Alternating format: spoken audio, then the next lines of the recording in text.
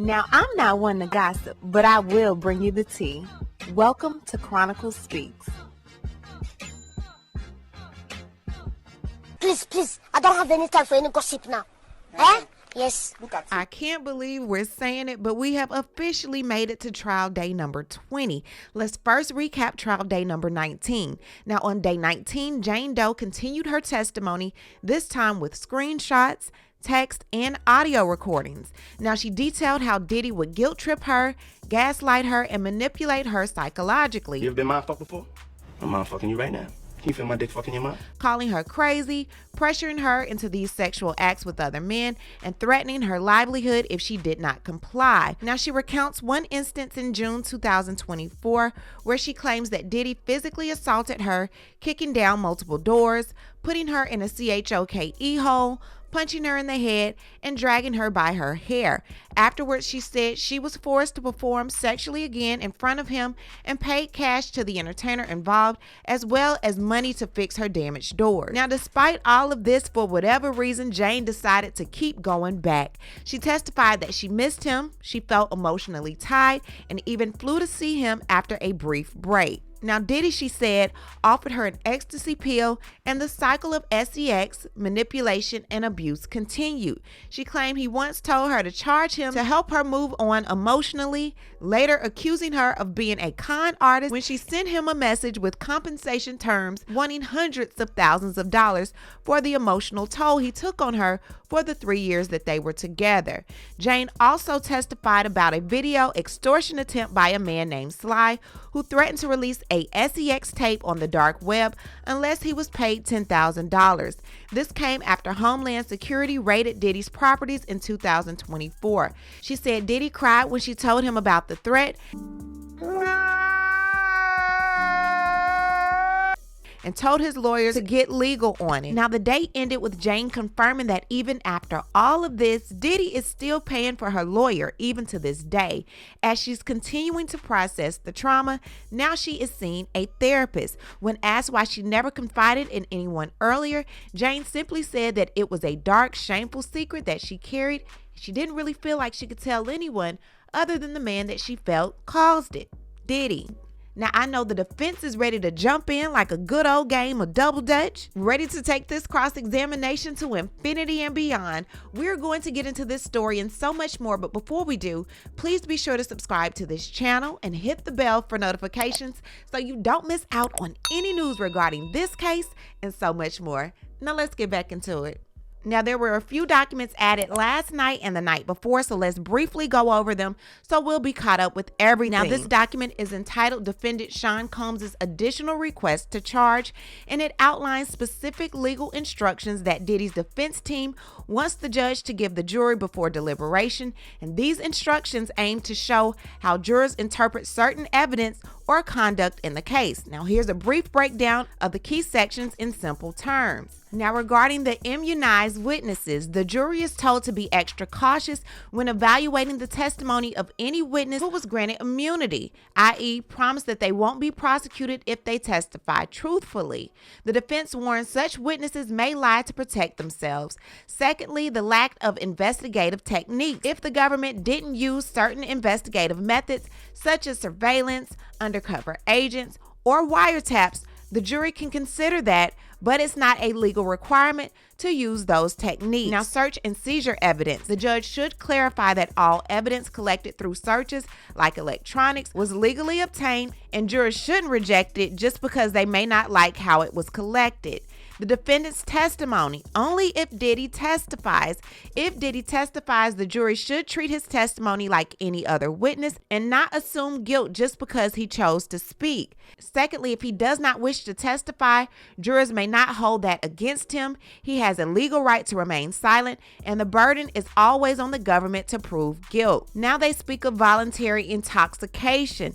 If there's evidence Diddy was drunk or high during certain events, the jury may consider whether he was too impaired to form criminal intent, which could affect the verdict on some charges. Now, they also speak about bulk cash. Simply having large amounts of money is not a crime. The jury shouldn't assume that Diddy was doing something illegal. Now we have morality versus legality. Jurors are reminded that just because something seems morally wrong doesn't mean it's a crime. They must follow the law and only convict if the prosecution proves every element of a crime. Lastly, we have the RICO statute of limitations.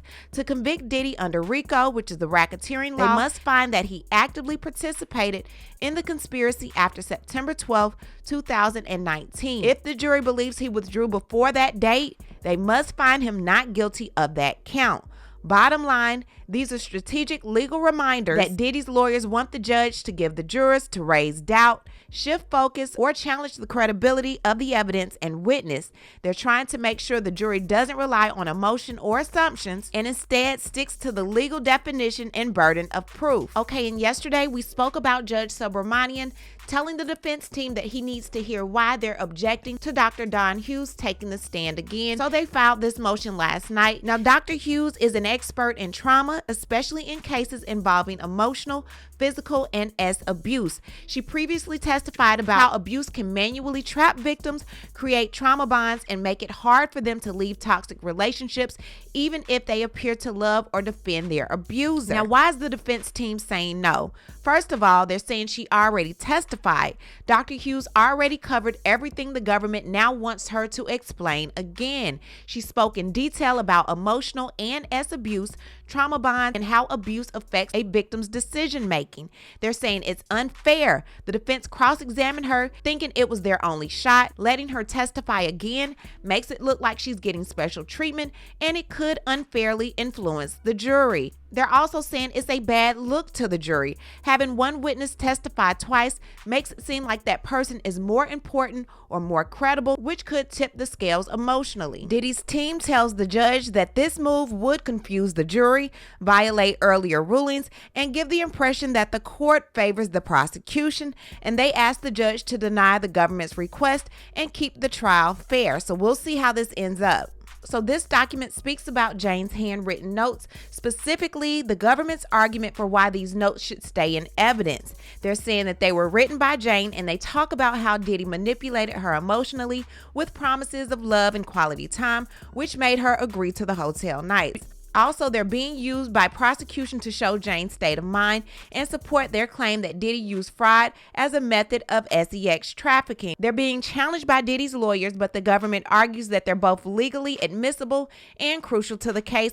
So we'll find out today from the judge how he wants to proceed with these notes from Jane. Okay, so very last thing I want to bring up, and then we're going to get straight into day number 20. So after Diddy's arrest, investigators seized one of his phones and discovered a text thread from June 2024 where he told a staff member that an old phone that he once thought was lost had been found. Now, he sent a voice note saying this could be a breakthrough and that he hadn't deleted anything from the phone. He followed up urgently asking for his lawyer's number, texting 911 and important. Now, Diddy's legal team is now trying to keep those messages out of court, claiming they're protected by attorney-client privilege, but prosecutors argue that those texts and voice notes were not legal conversations. They were logistical messages about finding a potentially incriminating device. They say that asking for a lawyer's number doesn't make the message legally protected, and they're pushing for the jury to hear them as part of the case. Okay, so before the jury is let in, Judge Subramanian says, I am ruling that the government cannot recall Dr. Hughes for more testimony despite the Second Circuit's decision in U.S. versus Larry Ray. Judge Subramanian continues on rule that Jane's notes reflecting alleged fraud to induce her into the hotel nights are admissible despite the defense's argument. So Jane's notes will remain. Alexandra Shapiro from Diddy's team says Ms. Bongolan said clearly the balcony incident took place on September 26th. We believe she perjured herself and they know it. The government elicited that all injured were at the same time. Judge says, couldn't we just say that the government screwed up? Giving Ms. Westmoreland a rare Perry Mason moment in federal court that defense back in its war zone could say, great job. Shapiro says she did a great job, but they had Ventura say she saw it. Shapiro continues, this is only our second motion for a mistrial. I'm not sure why the government says it's the third. Prosecution says perjury is only one prong of a 4-part test. Judge says this happened years ago. Miss Bongolan was taking a lot of DRUGS. Thank God she's sober. Prosecution continues. Mr. Steele also moved for a mistrial. Judge said, well, he said he was going to move. Shapiro says, we object to juror 6 being stricken. It's under seal, but judge said everyone will be heard. Now, I've never seen a request like this, but it may happen because of bias or prejudice. If a potential juror shows any sign that they can't be fair, like saying they already believe the defendant is guilty or they dislike celebrities, the defense can ask to have them removed, or it may be a conflict of interest. It could be body language or demeanor. It could be a strategic balance. We don't know what's going on, but the defense is not feeling juror number 6 at all for whatever reason. Judge says bring the jury in. All rise.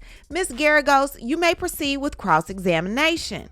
Combs' Garagos says, Jane, we met before, then you stopped meeting with the defense. That was your choice, right? Correct. You are testifying against Mr. Combs. I'm testifying against him? Well, damn, girl, where you been? I mean, the bitch got to drop on us. My back is against the wall. This is not a test. Help me. Help me. Nigga. How many times did they prep you on how to be cross-examined during this trial? Maybe 2 or 3. Did they bring in other prosecutors to cross you? Yes. And they granted you immunity at the grand jury, right? Yes. You said you had regret about some of the choices you made with Mr. Combs? If you have it, I'd love to look at it with you. You chose to participate with him in that lifestyle for many years and you did not want to break up with him, right? I did not want to, no. You had sex with other men for years. I resent the emotional control. I was hooked from the start. There was pleasure to perform these acts my lover desired. You used the word partner again and again on direct. He was your partner? Yes. You said you had trouble answering for yourself while you had sex with these men? Yes. You are in therapy now? Yes. You love Mr. Combs? I love to spend time with my partner. You wanted to cuddle with him? To give him foot rub? You said. Prosecution says objection to counsel making herself a witness. Jane said, I love to bathe him and we watch his favorite show. Which show was that? Dateline. Did you believe he was not doing this with anyone else during this time period? No, I didn't believe he was doing it with anyone else. You look at his messages? Yes. He was vulnerable in those hotel rooms and I share that with him. This brought you two together? Yes, the lovemaking afterwards. That's why I enjoyed it. According to Jane, she said, I felt my partner was trusting me in a very vulnerable moment and, well, so he made me believe that this was something really special. This was something only he and I did, and I really took that on very strongly. Jane said she believed that while they were together, she was the only woman Combs was having hotel nights with. She said she would only go through messages on his phone to make sure. Jane testified that she felt loved at the time because we experienced these things together and because they were really special to him. And as time went on, it was very conflicting for me internally because I'm breaking all of my own boundaries just to make him feel extremely loved. You tried to be very sexy to him in these rooms. I think I was sexy in those rooms. Because you are a beautiful woman, did you choose the wardrobe? Initially, he did. He liked baby oil. It turned him on? Yes. How old were you when you started this relationship with Combs? 35. What are examples of your fantasy talk in those rooms? He would have me and the entertainer be in role play, cheating role play that Sean left town. How high were your heels? 6 or 7 inches. Usually I wear 3 to 4 inch heels. You wanted your child to be closer to your child's father, but did the father see the child? What does that have to do with this? Would you fly weekly to Miami to see Mr. Combs? Sometimes. We listened to 5 voice notes in which Mr. Combs sounded angry, but he sent you thousands, right? Yes. Why did you feel he was larger than life? Bright light. He introduced me to the gospel. He had a favorite pastor he'd watch on TV. Has that stayed with you? Yes. Do you watch that pastor today? Objection. Sustained. How much did he invest in your dress line? $20,000. Why did you join OnlyFans? If I could get it off, I would. It was a financial need. Mr. Combs gave you money throughout the relationship in 3.5 years. Does $150,000 sound right? Jane said that Combs gave her money throughout the relationship, and most of the time she didn't ask for it. She said, I never really counted, but I would assume, yeah, 150 would be about close. Jane said that when she met Combs in 2020, she was making money from Instagram influencing and also receiving $4,700 per month in child support. Once she was with Combs, she said she couldn't devote time to influencing and felt like she only met 10% of her earning potential during the relationship. You tell the government you gravitate towards providers. Yes, as a woman, I like that. You call the house our house. Later, I saw it as my house. You thought it was important that the staff not know about the entertainers, right? Objection. Overruled. Right? And that's the reason you go to the house, that and your yard for your son. Can you say my child? Now, Jane testified that when she moved into the new home in April 2023, she thought that if we got a home that was to Sean Combs' taste level, then we would just start at least having the hotel nights here in the privacy of our own home. Jane confirmed that she and Combs did not want anything about the hotel nights to leak. She confirmed that it was important that the public did not know anything about the hotel nights and that Combs' employees didn't know anything about the entertainers. Defense attorney Tina Garrigos asked if they had done any hotel night at Jane's previous apartment, in which she confirmed they had. Now, Jane confirmed that when she moved into the rented home in April 2023, Sean P. Diddy Combs paid $40,000 up front to cover the security deposit and rent for the first and the last month. Defense attorney Tina Garrigos pointed out that the landlord already possessed several months of rent payments in case Combs ever decided to stop paying the rent. Garrigos suggested Combs indicated that he was also open to paying 3 more months of Jane's rent when they were about to break up. Garrigos asked Jane if she ever believed Combs would stop paying the rent. She said, there were times that I definitely felt like he would do that, and he used the rent as kind of like a tool. The rent was always just like a little reminder. Now, Jane, who dated Combs in 2021 to 2024, testified last week that as part of the love contract she entered into with him in 2023, Combs agreed to give her $10,000 monthly that she used on rent for a new home. She moved into the rented house in April 2023, and Combs still pays for her rent now. Defense attorney Tina Garrigos suggested that Jane chose to take ecstasy during a hotel night because it made her feel uninhibited and allowed her to play into Sean Combs' fantasy for several hours. Jane said, my choice to take the ecstasy, I would say Mr. Combs would offer me the ecstasy and expect me to take it. So Tina Garrigos returned to some of the times that Jane and Sean P. Diddy Combs would get in arguments and stop talking. She said, we would get back because we missed each other. Jane confirmed that she wanted to be with Combs. So you would get back together with him of your own violation? Yes. Jane was then asked, what did she love about Sean Combs? Jane said, Combs beamed a very bright light when she met him, and I was fascinated by him. Jane also testified Combs, who she said is very motivating and encouraging, helped her to be less shy and more confident. He would uplift me. Garrigos showed the jury text messages and audio messages between Jane and Sean P. Diddy Combs from March 2023, right after the Turks and Caicos trip. She previously testified that during that trip, Combs sprung an entertainer and a hotel night on her, prompting an argument that threw things off between them for days. The two traded loving text messages and voice messages about how much fun they had. In Combs' voice note, he said he loved her. Combs also mentioned Jane's contract on the audio recording, which Jane testified as a reference to the love contract they had just brokered, which led to Combs renting a $10,000 per month home for her. The jury heard an upbeat recorded message Jane sent Combs telling him that she had so much fun on the trip and loved him and felt closer to him. She also said on the recording, everything just feels good and I'm so happy. Jane testified that she did have fun with Combs and was expressing that she loved the time with him, excluding the time that she spent with the entertainer. So now we're going to find out exactly how they got into this polyamorous dating.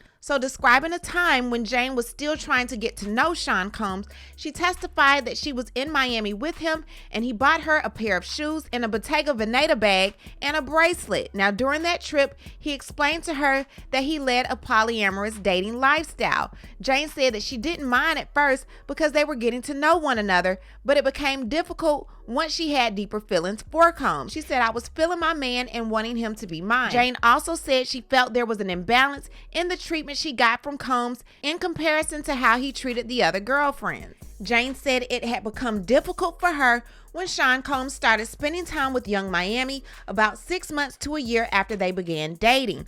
Combs and Young Miami had a very public relationship that appeared to be monogamous. We go together now? Real bad. Whatever you say. I like that. And would post each other on social media, but Jane said her relationship with Combs was very private. It was definitely not something I signed up for. I didn't sign up to date a man that was in a public relationship. Y'all think Diddy was paying both of their rent? Are you paying both of their rent? Yes. You know you're not paying their rent. So now we're going to speak about how Jane said Combs was not taking care of himself. So on their first trip to Turks and Caicos, Jane suggested Sean Combs go to a rehabilitation center in Thailand when she realized how the drugs he was taking affected him.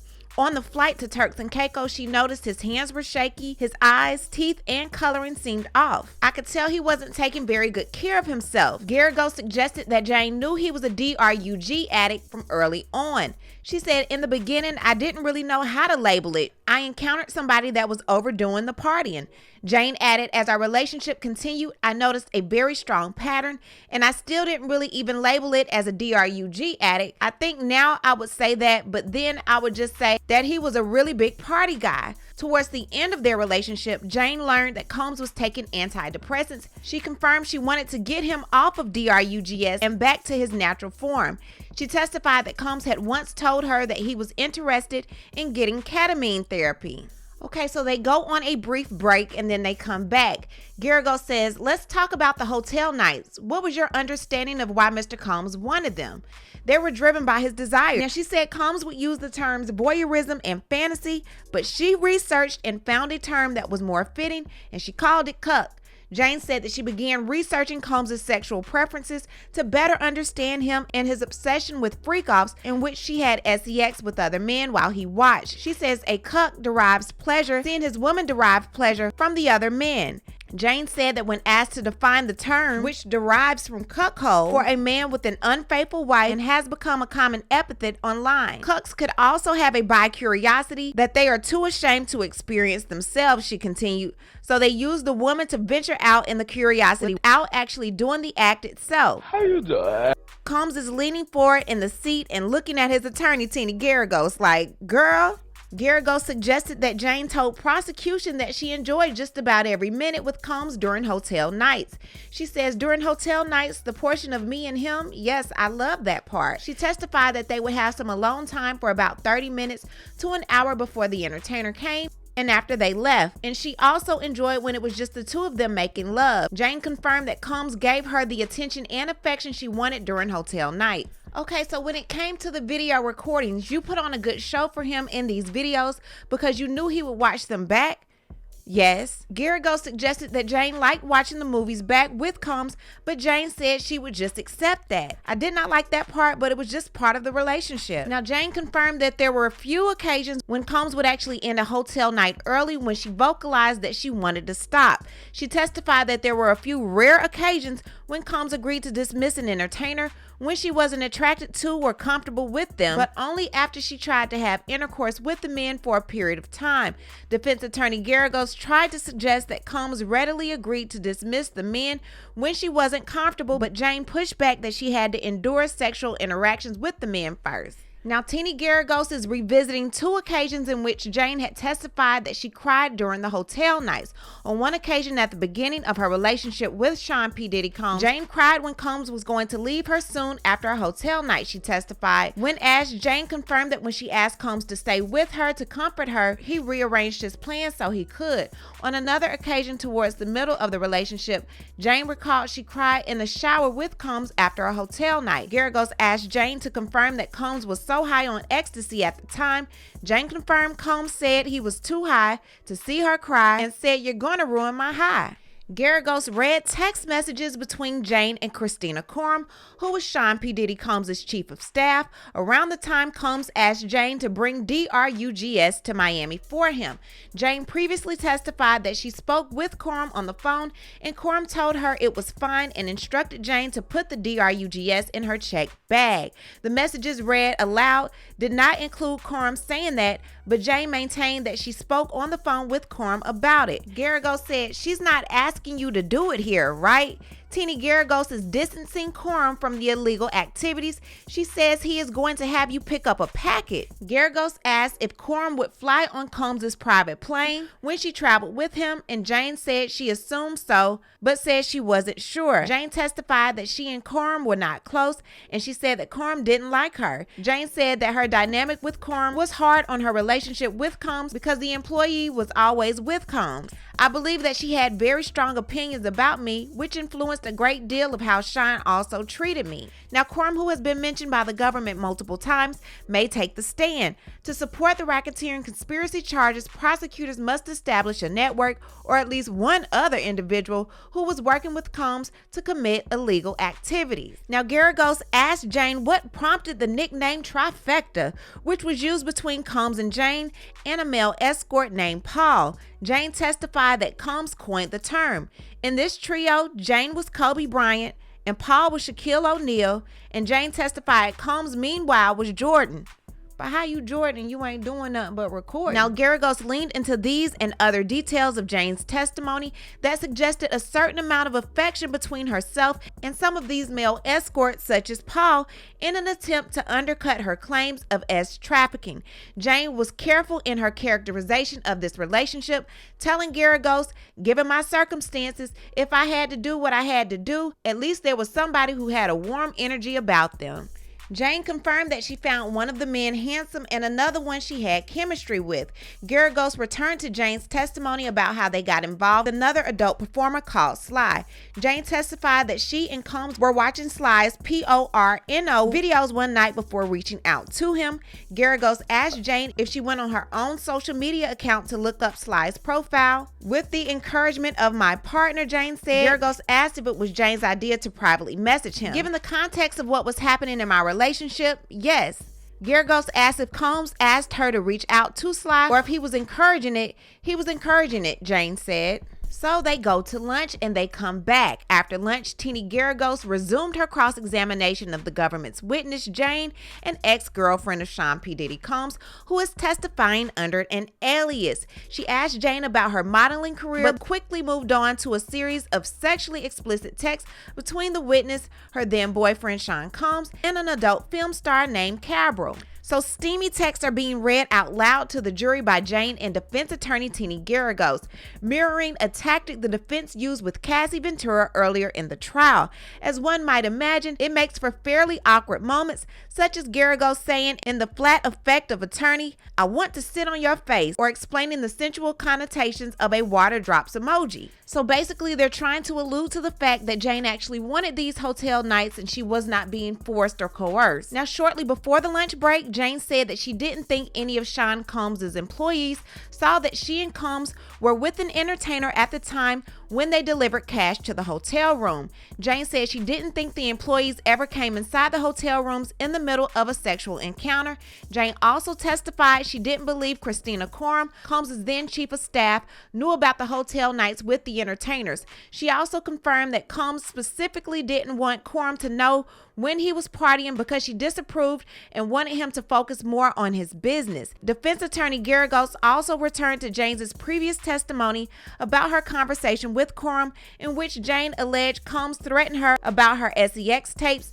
Jane testified that she felt comforted by Coram's assurances that nothing was going to happen. She said Combs gave her space after the conversation, and she believes Coram made sure that happened. Now, the defense asked Jane about 2021 texts to Combs and an adult entertainer. Now, Jane texted Combs that she wanted to see him, and Combs responded that he had a rough day and wanted her to leave tonight. Jane responded they should freshen up, have a drink, and see where the night takes them. Combs said he didn't feel like being around people, according to the text read in court. On the stand, Jane confirmed they had a hotel night after those messages.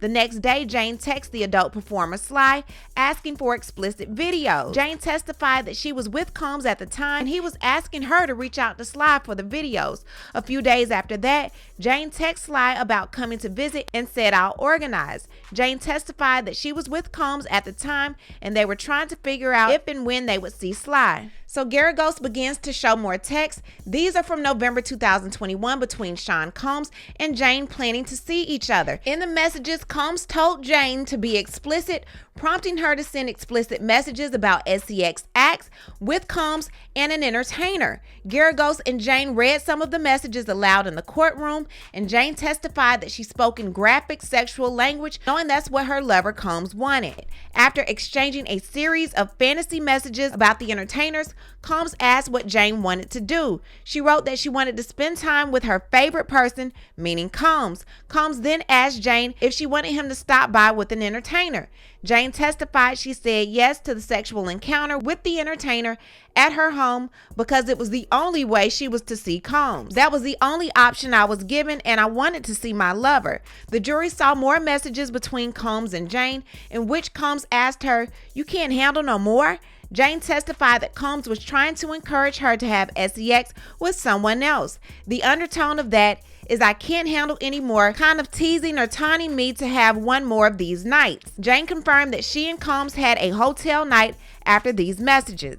Now, the jury began to hear voice messages that Sean Combs and Jane exchanged on November 22nd, 2021, when they were discussing seeing each other. Combs said she could set something up and said the last vision we had involving two of the entertainers they frequently used, which was Don and Sly. Jane sent back a voice message saying she thought he wanted to save the situation as a grand finale once he finished his album. She testified that she was trying to make excuses to get out of this thing that he's encouraging me to set up. Jane testified that after these audio messages, she saw on social media that Combs was spending time with another woman. That led into a text conversation prosecutors brought up on direct testimony previously. "I thought on a quick 1 or 2 day trip, you just wanted to see me, but you wanted a Don and Sly moment within the time. Hotel vibes," Jane sent in one of the later messages.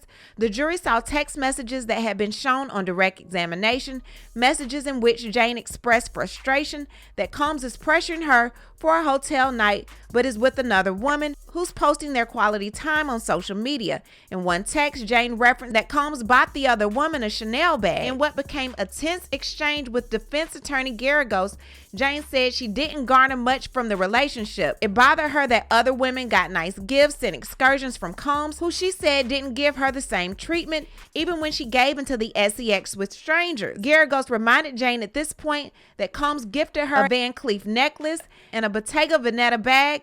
Jane confirmed he did and then quipped at Geragos, "I'm sure you have one." Geragos said, "I don't." Geragos then asked, "How much do Bottega bags run?"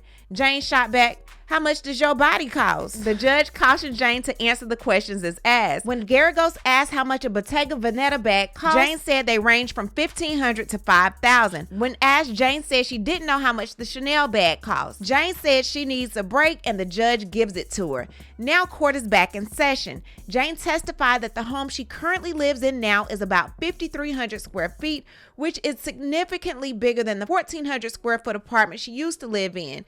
Jane said that she profited a little bit off of a business that Sean Combs invested $20,000 into. She confirmed that Combs never asked her for a portion of the proceeds. Defense attorney Geragos pointed to Jane's business and asked about her previous testimony that she wasn't able to do anything during the years she was in a relationship with Combs. She said, "Had I not dove head first in this relationship, I probably would have been a bit more successful in that time frame." But that's neither here nor there. Now Teenie Geragos and Jane are reviewing more sexually explicit text messages from 2021 in which Jane appeared to engage positively with Sean Combs about hotel nights after watching footage together from past hotel nights. Jane said she would offer to watch footage from the sexual encounters because Combs liked to recap after a hotel night. In other messages, the jury saw Combs told Jane they could be alone without an entertainer and didn't have to do Molly. Jane responded that she would believe it when she saw it. She also wrote at the time that she knows Combs likes hotel nights and said she didn't mind them. Jane testified that she was positively reinforcing Combs about the hotel night so Combs felt comfortable and didn't feel rejected. Court has ended today promptly at 3 o'clock. It will resume tomorrow at 1 p.m. and then end at 4. Tell me what you think about this crazy world of Jane and Diddy. Leave a comment and you know how we do. We'll talk about it down below. Talk to you guys later. Bye. Thanks for watching, but before you go, don't forget to subscribe to this channel, like this video, and hit the bell so you don't miss out on any of my new episodes.